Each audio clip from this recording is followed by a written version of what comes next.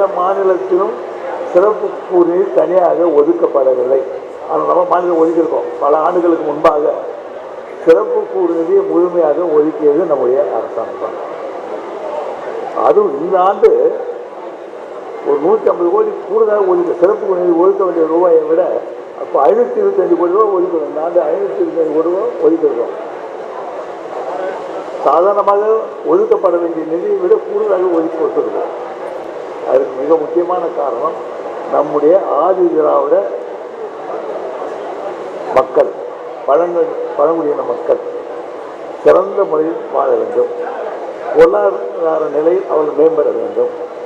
அது இந்த மனைப்பட்டா எந்த பாகுபாடுமின்றி எல்லோருக்கும் கொடுக்கப்பட்டிருக்கிறது. அதில் எந்த வித்தியாசம் இல்லை, எந்த கட்சி இல்லை, எல்லோருக்கும் தகுதி உள்ளவருக்கு அந்த மனைப்பட்டா கொடுக்கப்பட்டிருக்கின்றது. பல ஆண்டுகள் முன்னே கைதுபடுத்தப்பட்ட இடம் கொடுக்கப்பட்டு அவங்க சொன்னாங்க. அதே